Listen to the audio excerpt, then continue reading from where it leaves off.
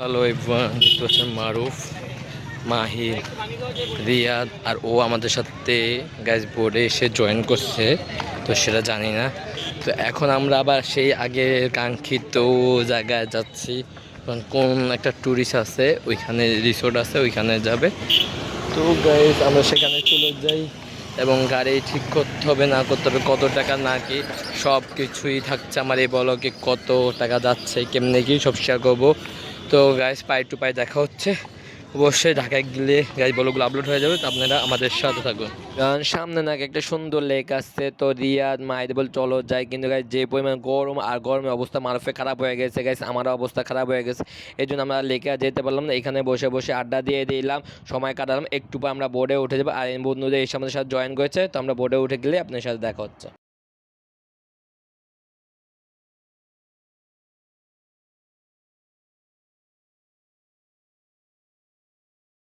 Hello everyone, আসসালামু আলাইকুম। কি অবস্থা সবাই, কেমন আছেন? আসলে সবাই ভালো আছেন, আলহামদুলিল্লাহ। আপনাদের আমিও ভালো আছি। নিয়ে আসলাম গেছে আরেকটি নতুন বলো। তো আজকে আমি গাইস এই একটা গেঞ্জি দিয়েই ঘুরতেছি, আর একটু কত চেঞ্জ করবো গাইস তো জানি না। তো এখন ওরা দেখেন কোথায় যাবে, তো সেটা জানে কোন টুরিস্টে যাচ্ছে, যা দেখতে থাকুন আমাদের সাথে। হ্যালো এভরিওয়ান, দেখতে পাচ্ছেন মারুফ, মাহির, রিয়াদ আর ও আমাদের সাথে গাইজ বোর্ডে এসে জয়েন করছে। তো সেটা জানি না। তো এখন আমরা আবার সেই আগের কাঙ্ক্ষিত জায়গায় যাচ্ছি।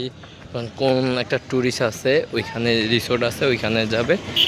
তো গাইজ আমরা সেখানে চলে যাই এবং গাড়ি ঠিক করতে হবে না করতে হবে, কত টাকা না কি সব কিছুই থাকছে আমার এই ব্লগে। কত টাকা যাচ্ছে, কেমনে কি সব শেয়ার করবো। তো গাইজ পাই টু পাই দেখা হচ্ছে। অবশ্যই ঢাকায় গেলে গাইজ ব্লগগুলো আপলোড হয়ে যাবে, তো আপনারা আমাদের সাথে থাকুন।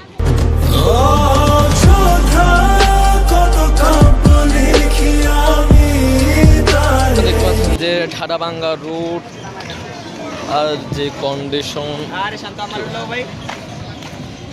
তো গাইস কি আর করার, কিছু করার নাই। তো আমরা এখন এখানে চলে আসছি।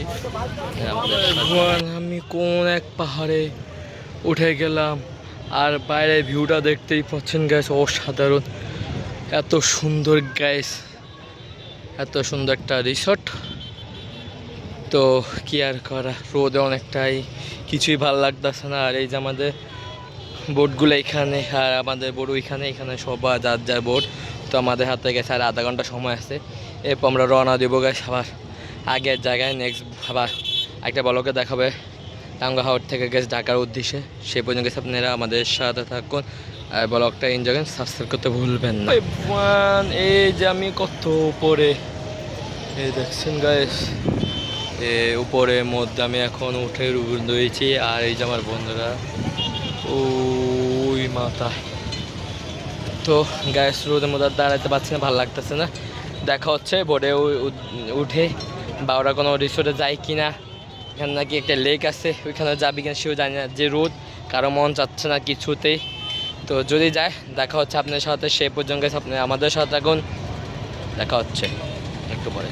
এবার সামনে একটা সুন্দর লেক আছে, তো ওইখানে বলতেছে মাইরে চলো যাই, রিয়াদও বলতে চলো যাই, কিন্তু মারুফে বলতে যাবো না, যে গরম পড়তেছে। আর গরমে অবস্থা খারাপ হয়ে গেছে, আমারও অবস্থা খারাপ হয়েছে। এই জন্যই কি আর এখানে বসে বসে আড্ডা দিয়ে দিলাম, সময় কাটায় ফেললাম।